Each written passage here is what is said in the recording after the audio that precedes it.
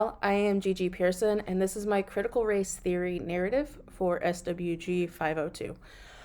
I have learned a lot about myself, about racism, and about the institutional racism that exists, as well as the development of racial identities throughout this course. And it has been extremely enlightening for me, especially in looking through the stages of racial identity development, and being able to step back and really see where I am as a person and as a professional social worker. Um, I was reading through, reviewing the stages developments, and realized I connect very closely with the Hoffman's theory and their integrated model. And I see that myself, like, I find myself falling between more retreat and the emergent stage for white people, as I often feel ashamed of the hardships that white privilege has caused for other people. I hate that with association of my skin color, I automatically have privileges that others don't. And I am at the process of trying to justify that and figuring out how to best move forward and better myself and be the white person I want to be that helps fight against this racism and live in a world with anti-racism and without hate. And I often get bothered by people who aren't there or who are blatantly racist or have these biases that they are unaware of. And that's a lot of people I knew and a lot of my family. As I grew up in a primarily white community, and thinking back, I don't know if I could identify a point in my childhood and even in my adolescence that I really encountered much institutional racism or saw it in my community. I knew I heard about it on the radio or on the news.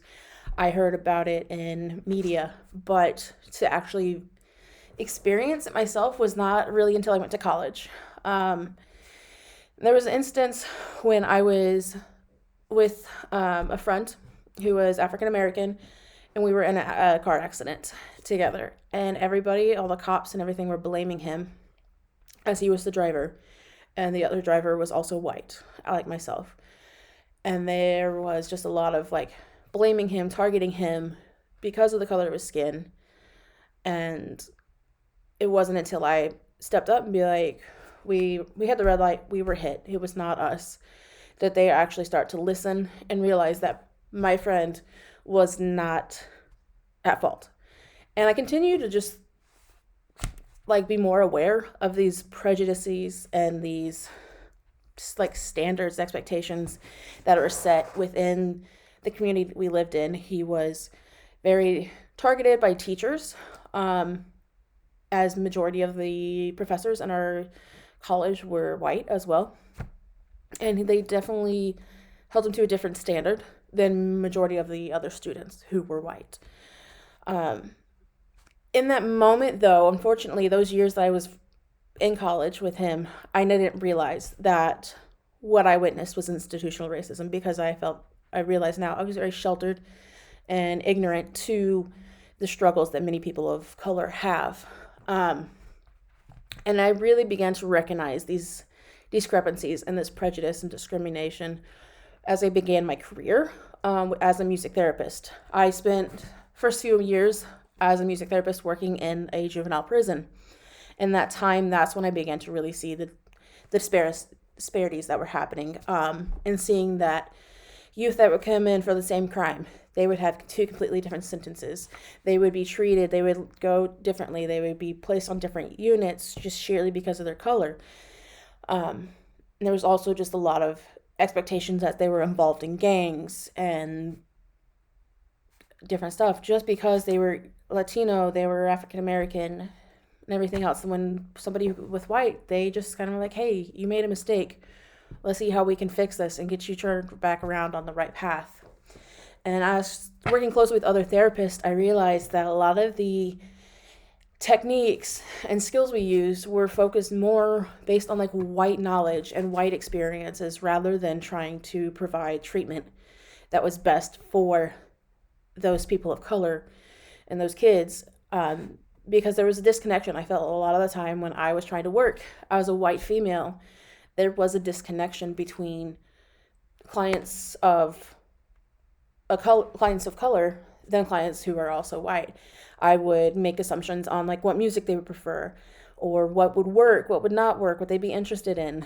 And there was definitely just a lot of disconnect. And I believe I did not do my best work, but I was inspired to learn more, push myself more to recognize my own implicit biases that were coming out, as well as how it played into the institutional racism that they endured every day.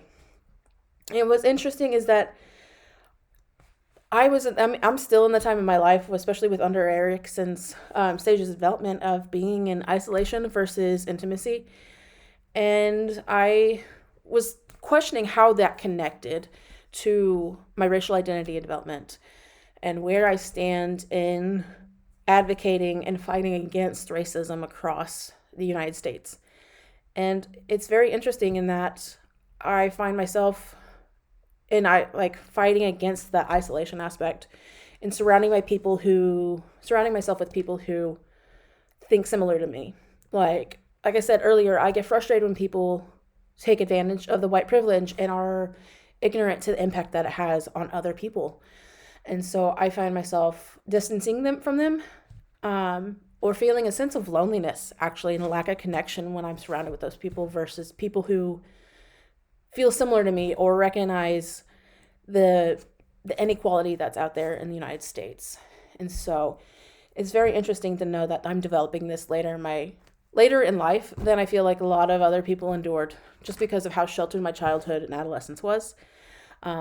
Because I went for 22, 23 years of my life without really recognizing much of the racism that occurs across the United States. And it was kind of just like, I knew about it. What can I do about it? I'm white. That's the end of story. Like, it's not going to ever affect me. But as I continue to develop my career as a therapist and now a social worker to build on that, I know that moving forward, just like in any case you would think, treatment's not one size fits all, but to take it a step further and recognize that the clients are the expertise on their culture, and that I can't make my treatments and my knowledge fit their box. And so what's resonated with me a lot in learning throughout this semester, as well with other courses, is recognizing the power and the knowledge that the client holds on their situation and what is best for them, and being able to sit down and openly listen to that and use that information to make sure they have the best care, best support possible. And making sure that they recognize that even though we are different races, I'm here for them. I want to advocate for them. I would set aside my privilege if I could, so that they could have a better life. And the only way I know to do that is to let them lead. And they have their strengths. They have the power, and being able to assist them in taking that knowledge and expertise to guiding the path that they would go. So I know what stuck out to me a lot in one of the readings, particular reading, was the critical race theory, opportunities of application in social work. It was talking about African Americans and mental health. A lot of my focus in my career so far has been mental health, and recognizing that many times African Americans are misdiagnosed or receive the wrong treatment. And I look back at my career and knowing I played right into that through like my subconscious biases, implicit biases, lack of knowledge, lack of cultural competence, and recognize that if I were to do it again with the knowledge I have now, I would completely do my interventions, my therapy sessions completely different, and created more around the client's strengths and their culture than trying to say, this is my tiny understanding of what your culture is. Let me shove you into this box, and expecting all my clients to fit into that singular box. I really hope, as I continue through this course and continue developing my career as a social worker, that I will continue to learn and fight for the people who have been treated unequally and been discriminated against. And I want to focus on not being one of those people who unknowingly is part of the problem, and to make sure that there is equality for all. And however that may look for them, but everybody is equal. There's equity across all of society, unlike it is now. So, thank you.